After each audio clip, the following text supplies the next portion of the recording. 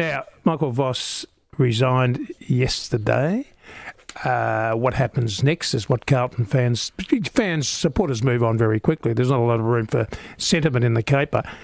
Who coaches Carlton next? Well, the history of Graham Wright, who was the CEO at Carlton, would suggest he is open to a no-name. When I say no-name, that's not John Longmire. It's not Adam Simpson, who are premiership coaches. It's someone who hasn't been at the coalface previously, who's worked as an assistant in some form or other. And Graham Wright did that with Craig McRae very successfully. Jason Dunstall did that with Alistair Clarkson very successfully. And when that happened, you wouldn't have been expecting Alistair Clarkson to become coach of Hawthorn. He was an outsider for sure. Whoever appointed Chris Scott, maybe Brian Cook, ultimately picked him over Ken Hinkley, I'm going to say, and Brenton Sanderson. Those two might have done very well as well, but Chris Scott's been a good coach for Geelong. And then you think, so who would you go for? There's a guy called Danny Daly who works with Chris Fagan up at Brisbane. He's a name that I think keep an eye on. He's been overseeing their football. He's coached in his own right. What about James Kelly? When James Kelly just missed out on the Melbourne job to his great mate Stephen King, and he comes from Geelong where he's been under Chris Scott. He's been to Essendon. He's been to another club, which is good. Yeah, James Kelly for sure. Yeah, he would be looked at, Roscoe. When Chris Fagan got that job, a mutual friend of ours rang me and said, I reckon I can help you with the new Brisbane coach. At the time, I think Robbo was saying it was going to be Brad Scott was the favourite for it. And he said, Charles Dickens, Hawthorn. Oh, yeah. I've gone, what? So I've gone to the Hawthorn list and I looked at all the assistant coaches. I don't think Chris Fagan, he was footy manager at the time. And I thought, hey, Oliver Twist, there was a old bloke called Fagan in Oliver Twist. Got to pick a pocket or two. Exactly right. So I ran with it. And you hope like heck that you get it right. And the sports editor at the time deemed it worthy of the, I think, 9 pages back. I got a bit upset about that. Anyway, you got one up. You know, don't get that many, but when you get one up, you're pretty happy in that caper. Carlton, I look back and I say, their problem started. You can argue when Dennis Pagan went there with no list at all that Dennis wasn't able to do what he did at North. Brett Ratten was a good coach at Carlton. I don't know about his win-loss. I'm going to guess it was around 50%, which I would have thought was healthy. Brett Ratten was there 15 years ago. He should have. They made a wrong decision in sacking Brett Ratten. I've got no doubt about that. There was a desperation to get Mick Malthouse for obvious reasons because of Mick's glowing record. Mick didn't work out at Carlton. Brett Ratten should have been kept. Who knows what happens then? I don't know the answer to that. Michael Voss, I've read commentary today that it was a very messy exit. I actually thought the opposite. I thought it was handled very well. And I think that the Carlton people, Chris Davies, Rob Priestley, the president, and Graham Wright, largely came out of it okay. Rob Priestley backed Michael Voss very strongly last year. And you can say, well, hang on, how's that look now? But that's what happens in football clubs. It's very fluid. You go with the time. And look, it's like politics to a degree. You say things, they make promises. He didn't make any promises, but he did support him, as he should have at the time. It hasn't worked out for Michael Voss. Michael Voss has coached 212 games. That is a lot of football. So Vossy can look back and say, well, I was given a chance and it didn't work out ultimately. Is it a good job to get? Yeah, I think it probably is. They've got kids coming through and Harry O'Farrell hasn't played this year, sadly. Harry Dean, obviously, is a key back. Jagger Smith, Cody Walker, Damon yells out of my ear. Yeah, that's a good job. What they've got to do, what the AFL wants to happen is Carlton, Richmond and Essendon to win games. They're through the powerhouse clubs of the competition. Those three sides have won how many games between them this year? Three. That's extraordinary. In terms of crowds, if you're looking for AFL crowds being down somewhat, well, look no further than that. On the line now is Carlton legend Anthony Koutafidis. Kouta, hello. Hey, Jackie. Great to hear from you. Oh, well, thanks for coming on. So tell me, this morning, what was your initial reaction when you heard the news? Obviously, I was shocked, like anyone else, I'm sure. You know, this time of the year, you just don't expect it. And they actually performed all right last weekend, not to say, you know, they're still got to win the game, but they actually came back and had opportunity to beat the reigning premiers, Brisbane. So I'm not sure why it happened right now. If it was a big loss, you know, I could understand. But obviously there's been some talks between Voss and some management there at Carlton, and maybe they just agreed today was the right time to just move on. How much is Michael Voss, though, to blame for the failings of the Carlton Football Club? Don't know. I think there's a lot of factors that come into it. I watch from afar, so I can't judge really. It's only what I see when I go and watch. And he's a fantastic man. I love. We all love Vossi. I mean, what he did for the game and as a player and as a leader, captain, he was a phenomenal player and great off the field as well. And so he gave us some highlights at Carlton, and I don't think anyone will ever forget, the first week of the 2023 finals, we beat Sydney, but the next game against Melbourne, there was 96,000 people there. I was there, and after the victory, when we just got over the line right at the end, I mean, those stands there at the MCG were shaking like I never felt before. My young boy was there, my other kids, we ran to each other, and we cried because it was so good to see that victory. They weren't good enough the next week against Brisbane. That was the hardest task, to play Brisbane up there in Queensland, but geez, he gave us some great memories. Do you think that we're too critical and hard on coaches, or do you think that they get paid enough that that's sort of part of the game? Well, it's part of the game, and every club demands success. And as a Carlton supporter now for the last 25 years, it's been really difficult to see the club in this situation. You accept the role as a coach, you're gonna get a lot, a lot of negative stuff and a lot of positive stuff along the way, and so it can't be just all him to blame. There's got to be more factors to it. At the end of the day, you hear, what he's done at the club, and he's given his all, and I think that's the most important thing, to just try your best. We're not all going to succeed and whatever else, but we know that he's given his all. When he got there appointed, I was hoping he was going to be the saviour, to be our premiership coach, and I wanted a statue of Michael Voss out the front if he did that. Look, he wasn't able to, but my goodness, those couple of years of joy that he brought to us, we got a bit of a glimpse of how incredible this Carlton Football Club is, but unfortunately it didn't pan the way that we really wanted it to. But it's not very incredible right now. So what do you want to see change? Who do you want to be the new coach? That's a good question, Jackie. I'm not there. I don't do a lot of media. You might have an opinion. Yeah, I know. Well, the thing is, which way do they go, with an experienced coach or one that hasn't been a senior coach before? In my opinion, I love to see them, take a punt on someone who's inexperienced, who has that passion to be able to and want to succeed. I mean, we could go the easier option, no doubt, and get an experienced coach. There's some great ones out there, but I would hope that they would look a little bit deeper in. And I feel like management there at Carlton, it seems to be moving forward and really content, and hopefully these guys can really propel the club forward. We hear it all the time, I know, Jackie, but I'm hoping, fingers crossed, that we finally got some really good people in there now to really help this club move forward and see the success I think finally it deserves. We want to see the powerhouse clubs of the AFL up there, and that includes Essendon, as much as they're our arch enemy. I'd love to see Essendon up there with Carlton and Collingwood and Richmond and these clubs. It just makes the game a lot better for us. What do you think about the idea of keeping an interim coach in, like Josh Fraser? Yeah, I think that's the simple solution for right now, is the club then looks around for a potential another coach. I don't know if they see Josh as a potential there as well. Maybe he gets a chance to showcase his skill as a coach. Paul Roos was the obvious one that was an interim coach, and I think they had Terry Wallace lined up Sydney, but the players wanted Paul Roos and they got him on board, and it was good enough to win them a premiership, so it was worthwhile. So Josh certainly gets his chance now to showcase himself. So I'm not sure why he was chosen, but obviously he's got great credentials. Josh is a wonderful man, and hopefully he can turn things around a little bit. It's always great to have you on the program, Kouta. Thank you.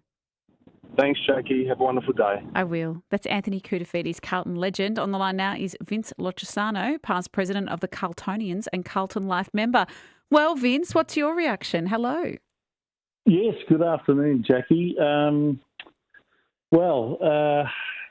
I guess there was a little bit of surprise considering how the team finished off Friday night's game against Brisbane, but the mail I have is that this decision was made even before that Brisbane game, and that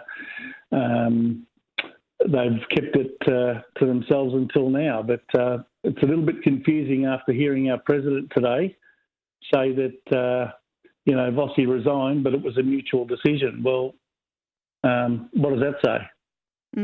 Okay. Well, I've got a lot of questions about exactly how they've arrived at this situation today. But nevertheless, the decision's been made and we have to look forward. What's gone wrong at the club, Vince? Like, it's been a revolving door of coaches really over the last decade or so. The last decade, I can tell you that we've actually had 8 senior coaches and 7 CEOs in the last 25 years. So at what stage do you stop this revolving door of getting coaches in and then getting rid of them 3, 4, 5 years later and then bringing in the next one before everyone starts to realise that the problem is actually stems from the top? I'm a great believer that the fish rots from the head, and unfortunately at Carlton since the turn of the century we've had nothing but corporate-style boards who are full of corporate elites, and they've turned it into the Carlton Business Club rather than the Carlton Football Club, because on field we've had very, very little success, unfortunately. Do you think that will change now? Not unless there's a change at the top, and that won't happen unless there's a ticket form that challenges this board. Do you want that to happen? Yes. Would you be part of that? I'd be happy to listen to any approach, but what this club needs is an injection of football acumen. We need a club that's got a long-term vision, aligned values and goals, some real football intelligence and high standards set from the top, and that means at board level. It's no secret that Lee Matthews is on the board at Brisbane and they've won the last 2 premierships. And, since he's joined that board, they've gone from being a bottom of the ladder club to being a real force in the finals and having won the last couple of premierships. So we need to bring some genuine football acumen into the club, in my view. And, we need strong leadership and a clear direction for our players, our coaches, our members and supporters and our sponsors. And we need to get back to our football roots, in my view. Okay, Vince, thank you. It's always great to get your thoughts. Heathcote Shiraz to give away for the best caller, but Tuesday night means it's Laura Spurway night. Good evening, Laura. Hey, Jimmy. Big day. It's a huge day. Look, just listening to that, my first takeaway is when listening to Rob Priestley and people's discussion around, well, why now? Why didn't they do it at the end of the year? There's a couple of things that have played out, and it's been reported widely, and just plugging them all together, that the way we understand it is Graham Wright said, no, let's go ahead with Michael Voss. I'm going to make all these changes. And that's what Rob Priestley spoke about. So this is all presented to the board. They went and got a new footy manager. They turned up a fair bit in their football department. He highlighted 6 new coaches and list changes, which then left, well, we've changed all that. The only other thing that we can change is the coach in Michael Voss. Is that a pretty fair, I guess, summary of the last 12 months at Carlton? I would say so, and I think today, and we've heard from Michael Voss this afternoon, he's done an interview with Damien Barrett for afl.com.au, and we got lots of little bits of that to bring to our listeners. But they're saying it was a mutual decision. Vossi has said himself he thought it was time. And from what he said, that was welcomed pretty quickly by the executive at the Carlton Football Club. And one of the things that when I was listening to him that caught my ear was him saying, I could tell they were supportive of my resignation, and I wish they weren't as supportive as they were, but that's just my ego talking. So I think, there'd have to be a bit of relief on their part that he has been selfless enough, I suppose, to draw the line in the sand, when he thinks it's time. And he's spoken very well today, and I applaud him for that, because it's not nice when there's been so much speculation over your job. When you're 1-8, you're facing week in, week out, how many more weeks do you have left in this position? And the interview with Michael Voss started with him talking about how it was raised in Brisbane.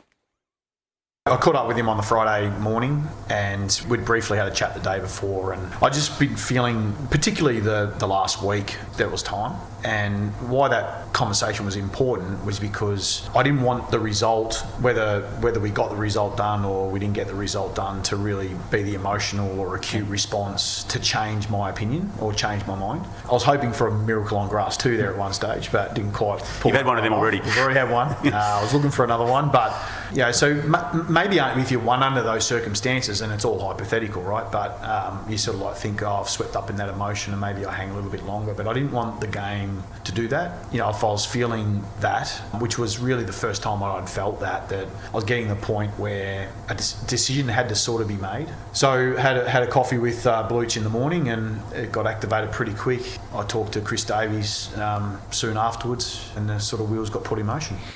Michael Voss was talking about how how he arrived at his decision, of course, speaking with his manager, then the football manager of Carlton, Chris Davies. And speaking of the miracle of grass, thanks for bringing that up, Voss. I was on the receiving end of that. That was a magnificent win as well.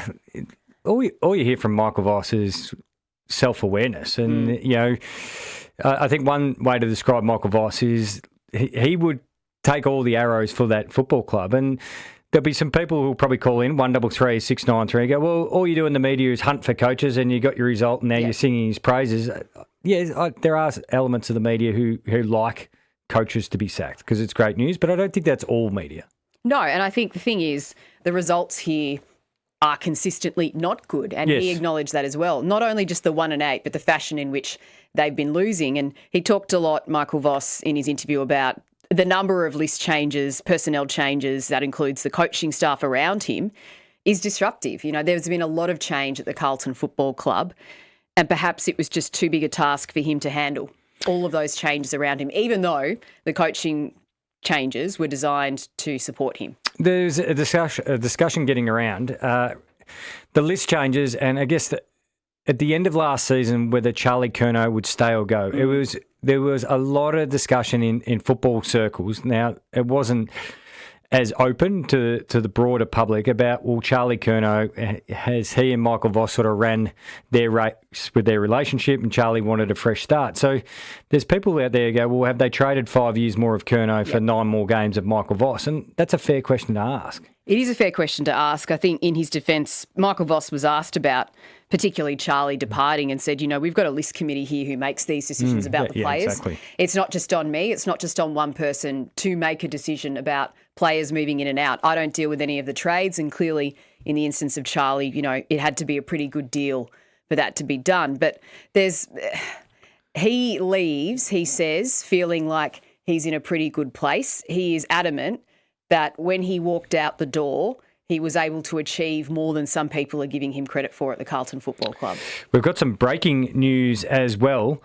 Nick Austin has stepped aside as list manager at Carlton per Riley Beveridge. So we're just waiting to follow that one up as well. But Riley is pretty accurate with all he's reporting. It's been reported Nick Austin, who's the list manager at Carlton, has also stepped aside. So a change afoot at Carlton. I just want to jump down, Antonio, because Carlton president, as we highlighted a little bit for Rob Priestley.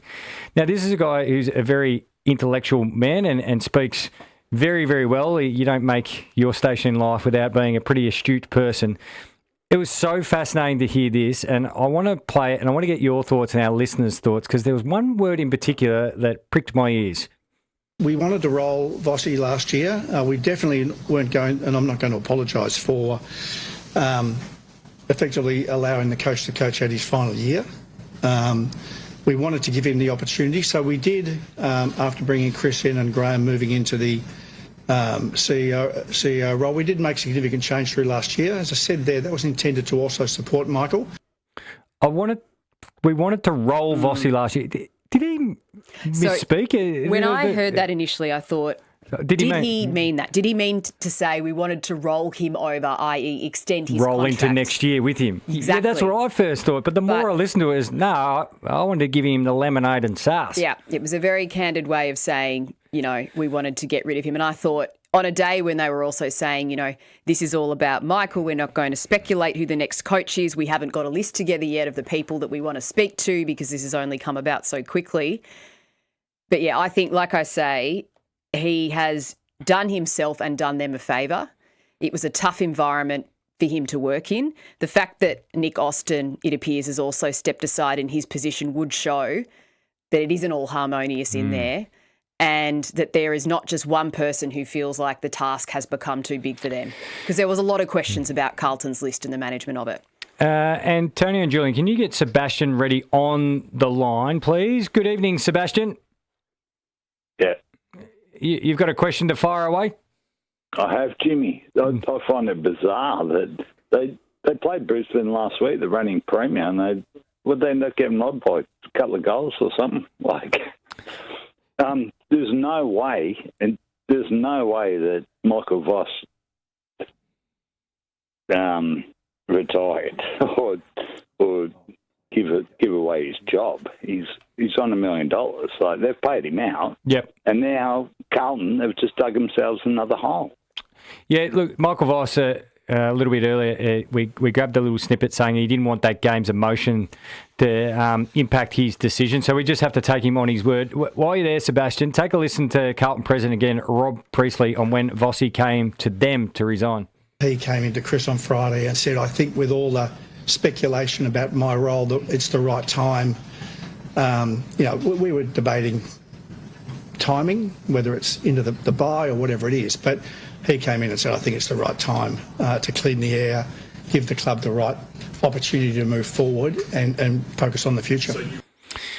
It sounds to me a lot like when Leon Cameron finished up at the Giants, which I think was pretty much the same round, and then they had a farewell game, the Giants against Carlton. So Leon Cameron was, I think I've tried my best with this group and a long tenure, and he got them into many, many finals. I think it's time for some clear air for this group. So it sounds like Michael Voss has taken a similar path. There you go. You go look at what you need to look at and get ready for next year. He's given them time to actually make the next decision on a coach as well, and he acknowledged that was what he wanted to do. He wanted to put the football club in the best position possible to make that next selection, and this is where it gets really intriguing because, the same names come up in terms of the established coaches who are out there on the market: Simpson, Longmire, Hinkley, Buckley, Goodwin, although I know he's in Sydney. But, I think maybe there's a lot of candidates, for example, who've missed out on jobs recently at Melbourne and at West Coast that would be ripe for the picking at Carlton. Do you have a preference in your mind, Jimmy, or someone that stands out for you? There's a lot of good standouts, and I think that's a great reflection on, I guess, the talent pool for coaches, that call it the untried and the tried as well. A lot of people point to the fact that his last hire, Graham Wright, was, call it the untried Craig McCraig, but he had 20 years of coaching experience. The Giants, Adam Kingsley was untried with 20 years of coaching experience. So you can be as close to it without actually getting the top job. Let's get to a couple of more callers before we get to a break. Let's get to Mario. Good evening, Mario. G'day, Jimmy and Laura. Look, when the new president takes over, and obviously he'll go back to the olden days, we're having a bit of classic C. There's two names, Chris Scott or James Hird. Blokes that want to coach. They're in their 50s, and they've got 10 good years left in them, and you can tell Hird wants to coach. He had a nice haircut last week. He did. So he's ready for business. He did look sharp, Mario. I work with him quite often, and he's looking sharp. He's looking fit and well, but can't imagine Chris Scott leaving Geelong at this stage. He's doing a magnificent job down there. Let's get to Charles. Good evening, Charles. Good evening. Look, I think Michael Voss was an ordinary, average coach at best, but I do feel sorry for him because coming into Carlton knew what they were getting. They knew from the Brisbane experience that the contest style of play that Michael Voss embodies was the way he was going to go forward. Now, knowing that, they employed him. They need to therefore support him with the type of player that can carry that game plan forward. Yep. And they never did that, and so he was destined to fail from the word go. Some good points there, Charles. That contest style got into a preliminary final, but then it's all the wheels fell off and the game pivoted pretty fast. But as you said, did they give him the right cattle to execute his game plan or pivot from it? Ahmed, good evening. Good evening, Jimmy and Laura. It's been a disastrous day at the Icon Park headquarters for Michael Voss to quit as a head coach, and So when it comes to Vossi quitting, and the question about Brad Scott, because the Essendon season's not going too well. So let's say in the King's birthday clash against the Blues. If Essendon continues to lose, and that is there a possibility for Brad Scott to resign, just like Voss did it this morning? Yeah, I'm not sure, Ahmed. It sounds like, and very publicly, Essendon have probably put more support behind Brad Scott. I know there's no guarantees, and we always say full support of the board is the death nail, but it does sound like out of Essendon and Laura that they're a little bit more in behind Brad Scott and what he's trying to do. I think there's a little bit more patience there purely because of the list profile is slightly different. Yeah. You know, and they've had, coming off last year where they had all those shocking injuries and really that put them right back. They've lost some people in trade. I would have liked to have heard more support for him, I've got to be honest, from the president. I remember thinking when he was up against it that we hadn't heard enough from the executive in terms of them saying, this is our coach moving forward. But then since we've heard them back him and say, this will be the coach that will take us to the next premiership. So that's not a short-term thing that they're committing to. They did give themselves a little disclaimer about, but we've got metrics. Asterisks, yep. Yeah.